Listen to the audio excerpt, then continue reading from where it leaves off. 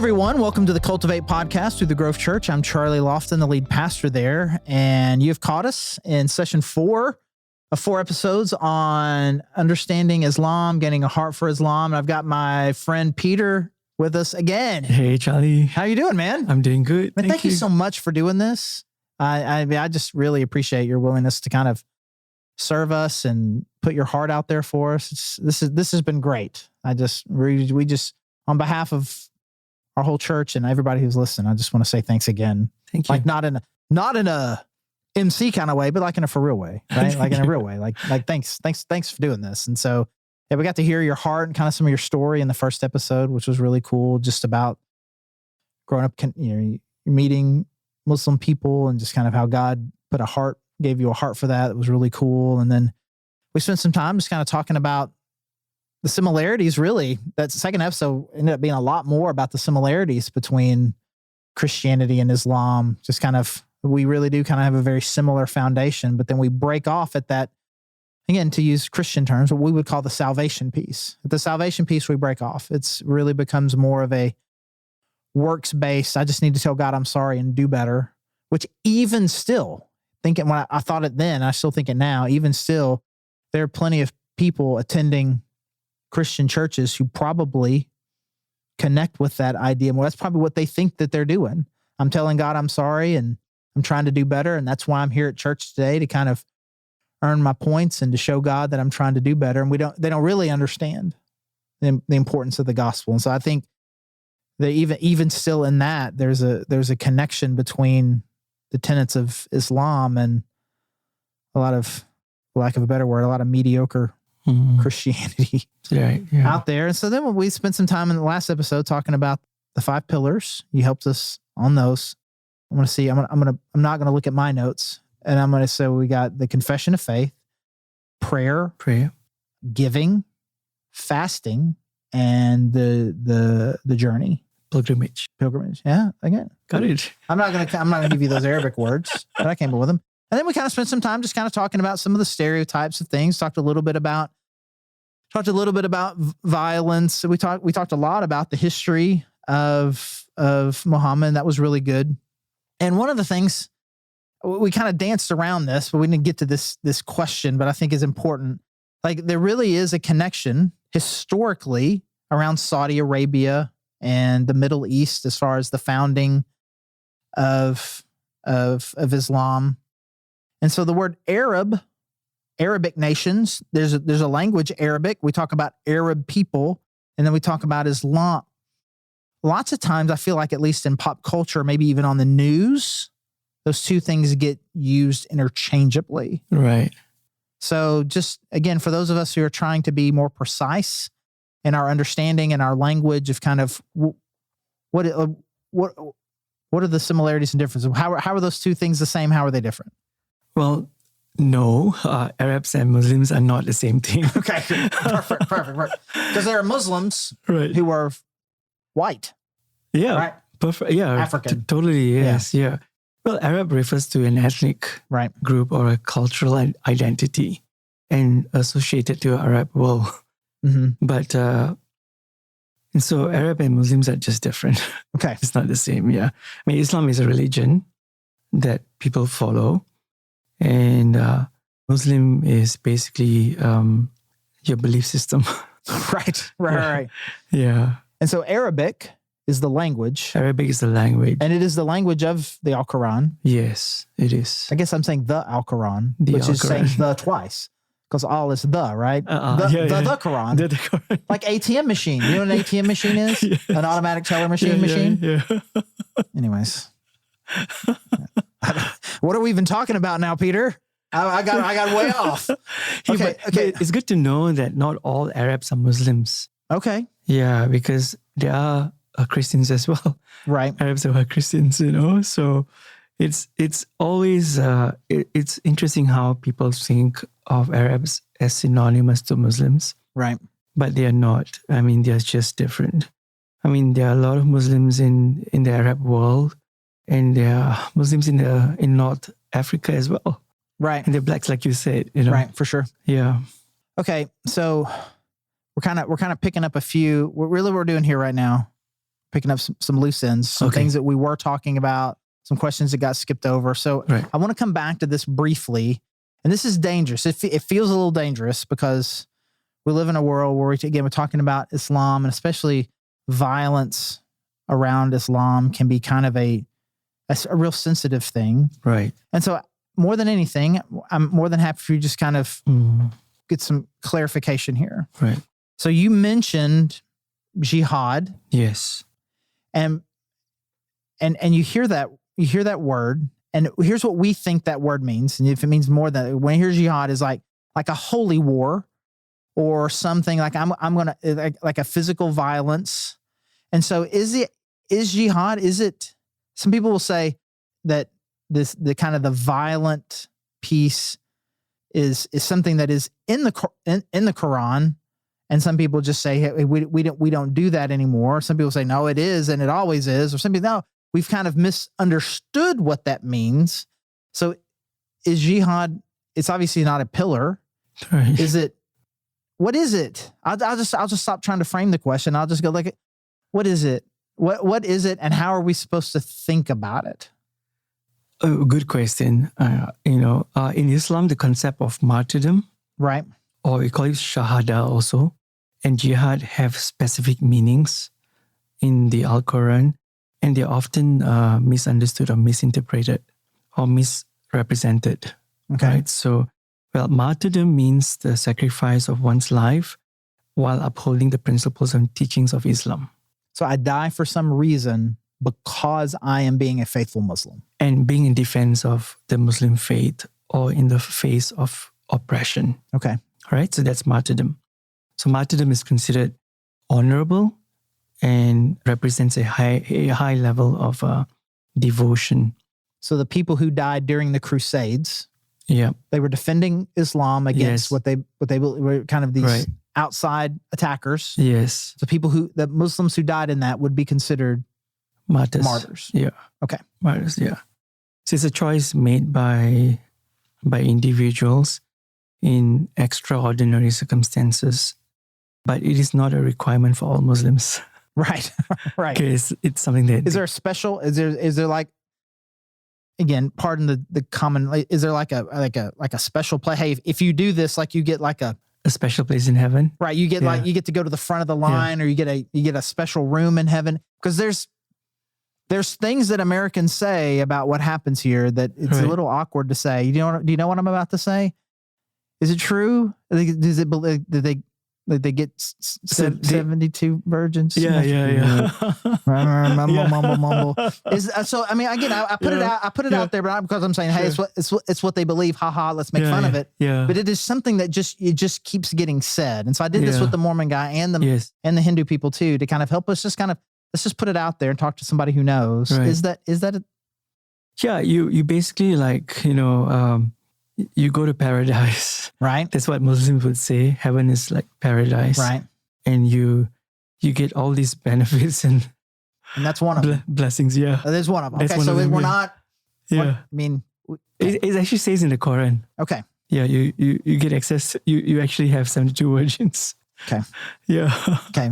I don't necessarily hang out there. I have 14 different follow-up questions, but we got to stay on track. So that's not a fake thing that Muslim critics made up. That's no, that's true. Yeah. Okay. So you were giving the definition of martyrdom. So the jihad versus jihad. Yeah. So jihad is often misconstrued as holy war, but what it actually means is struggle or striving in Arabic, the word jihad.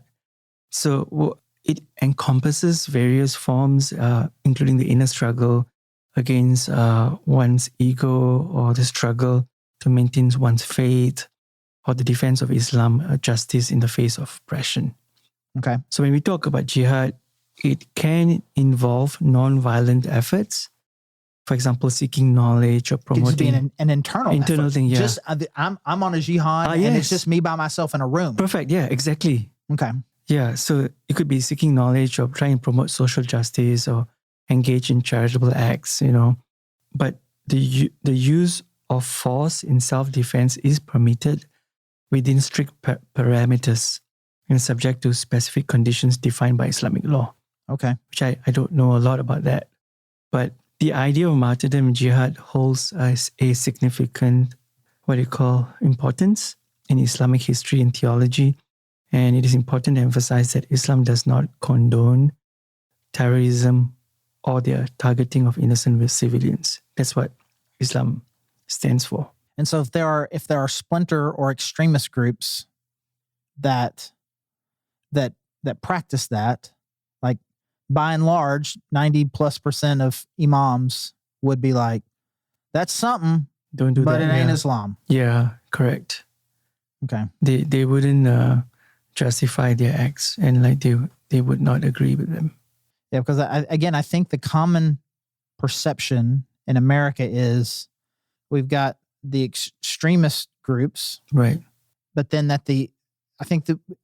again, I'm not saying this. It's important for you and everybody. I'm not saying this. I'm just putting this out there that we got the smallest extremists, but then that the overwhelming majority of Muslims are kind of like quietly kind of going, clapping their hands. Oh, we're not like that, but we're kind of like under the table giving them a thumbs up. What you're saying is different than that. Yeah. What I'm saying is the majority of Muslims would not agree with some of this. They're going like, oh no, like you what did are it you to doing? us. Why you did it to us again? Why did you do this to us? You're making us all look bad. Yeah, exactly. And that's what they would say, just because of these extremists, we get generalized as Muslims are violent, and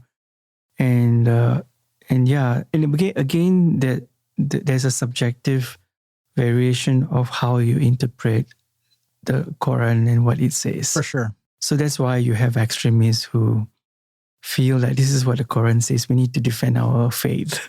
Right. And so then they would defend Islam in the name of justice or in the name of facing oppression. Okay. Well, that is really good. Thank you so much. So I want to end with this. Again, here in Northwest Arkansas, we have a lot of irreligious people. And as I was talking to the Mormon guy who had a heart for Mormons, there's a pretty significant Mormon population. They're just building a temple in Bentonville. And there's actually, surprisingly, a pretty significant, with the businesses that we have here, there's a pretty significant Hindu community here as well. I'm not aware really of much of a Muslim community here, but it is, it's not zero.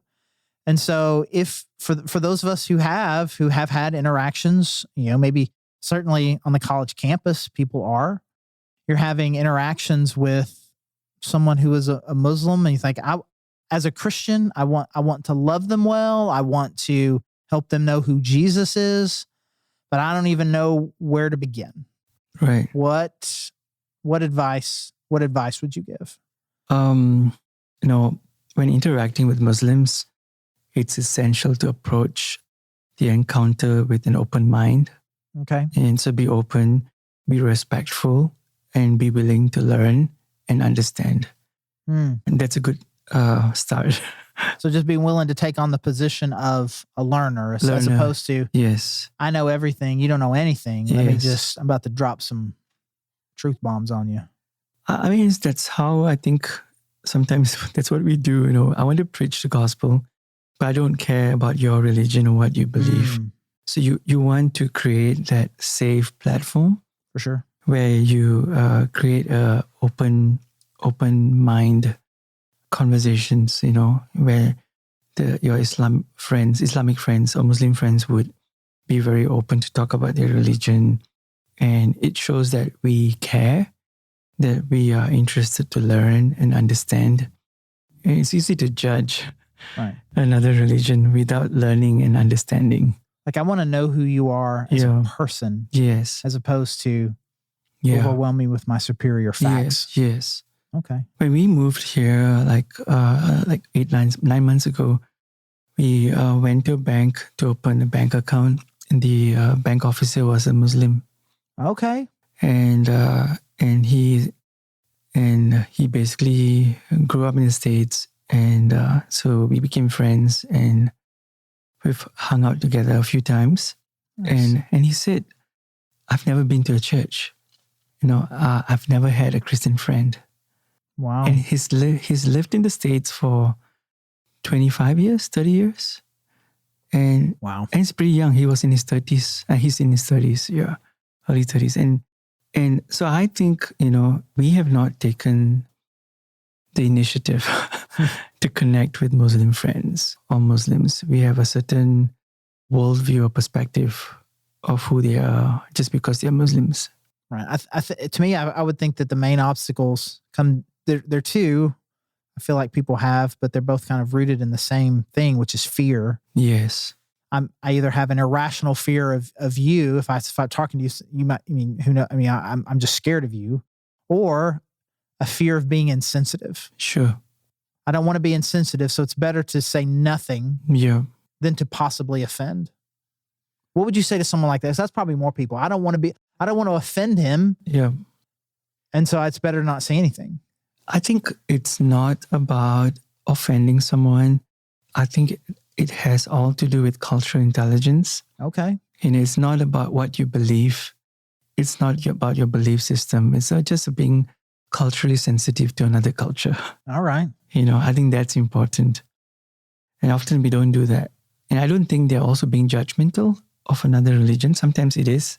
In most cases, it's not. It's just. Would you say that that's true? You say, so we're not very culturally sensitive. I think any American listening to this podcast right now is absolutely agreeing with you, because Americans are not very good at that. And so by extension, then American Christians aren't. You have more of a Malaysian. Would you say that it's true there too? That's like, we're not very culturally sensitive there as well? Or is this really more, are you kind of agreeing where you're like, really, you're talking to us? I'm just asking, it's like, you feel like this is a universal thing that Christians struggle with, or No, I think it's America. Yeah, for sure.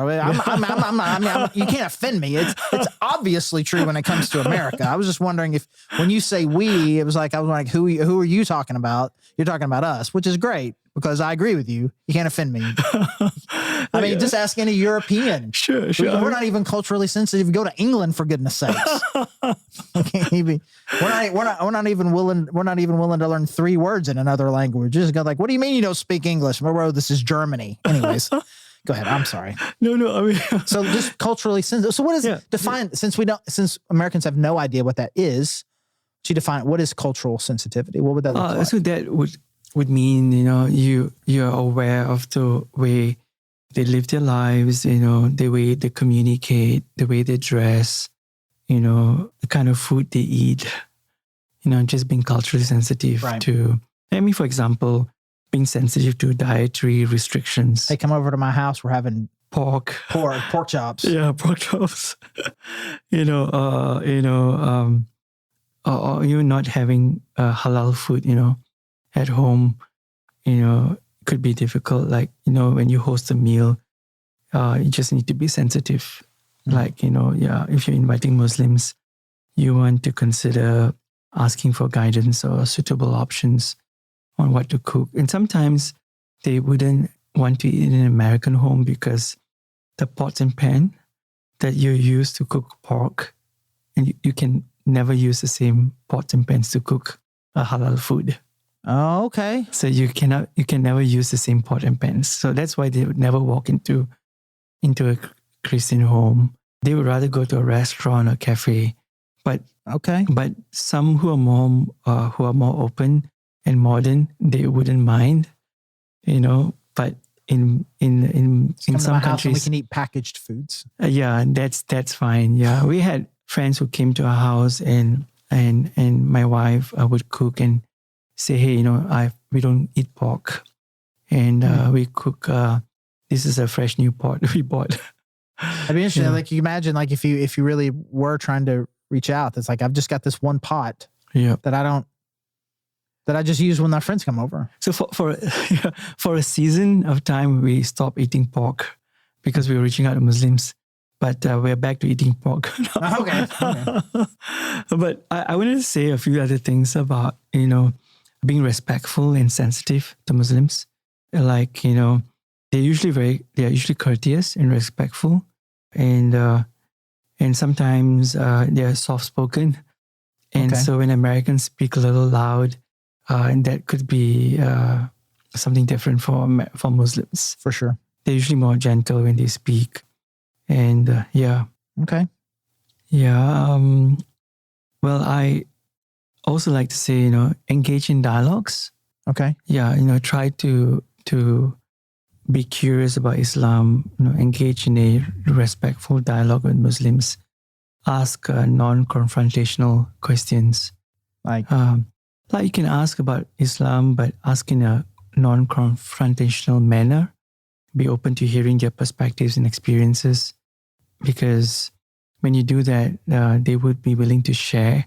So the difference between, hey, I'm curious, what is the spiritual meaning of that head garment that you're wearing? Yes. Versus, why do y'all wear those? You're right. Absolutely. Yeah. That's one. Also, avoid cultural appropriation. Like, for example, be mindful of misusing cultural practices or symbols. Like what? Like sometimes if you wear a Muslim dress, then you need to be respectful how you use the headdress. Or, okay. For sure. Yeah, don't make it like, my one of my Muslim friends asked us, why do you treat the Bible like any other book? So one Sunday, I can't remember, it was one of my friends. He was holding his Bible under his armpit. Mm-hmm. And then he was walking with his Bible just under his armpit. And then the Muslim friend said, why would you treat your Bible that way? I mean, isn't that a holy book? Shouldn't you be respecting your holy book, treat it with respect? Oh, okay. Yeah. So those are examples where, that you want to avoid these practices, cultural practices that could be different in Islam. So is it important? And if so, how to kind of like, well, I want to bridge the gap to next level kind of spiritual conversations. I want to talk to them about Jesus. Is that appropriate? And if so, how do you get there? Is it just? The Muslims would be open to you if you're culturally sensitive. So what that means is you got to earn the right. You have to earn the right. And also that includes dressing, the way we dress. So sometimes they may feel uncomfortable with the way we dress, and they may not want to associate themselves with us. Okay. Yeah. And so we've had a similar situation with a mix of Chinese and Indians and Muslims. And the non-Muslims would be modern and open in their dressing, and the Muslims would have head covering. But not all Muslims have head covering back home. Like there are some modern Muslims don't even have head covering. Okay. And so dressing is important, and being aware of religious holidays, like the Eid Fitri, Eid Adha, the celebrations you do after fasting and all that. You need to know what it means, and so that could be platforms for you to build conversations. But to reach out to Muslims, I'll tell you this. I'll tell you a quick story, and probably end with this. So we invited a Muslim friend to our Bible study, and she came. She had head covering all the way through, but she was doing her master's program, and we invited her over to Bible study and say, hey, this is our community group, and she came. And nice. We had, I'm not sure if it's a common practice here in the States, but it's called Discovery Bible Study.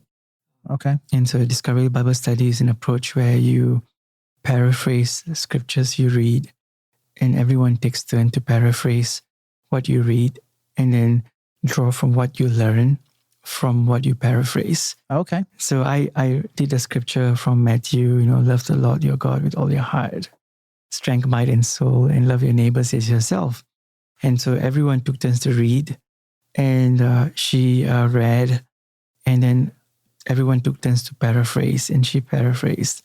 And we talked about 5 different reflection questions.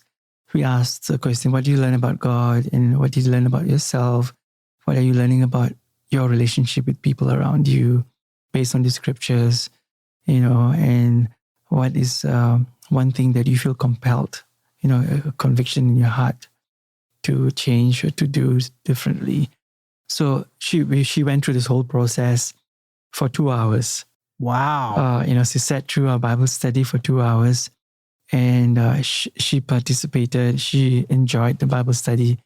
And then towards the end, just before she left, she said, "Hey, Peter, can I bring 10 of my friends next week?" Oh my goodness.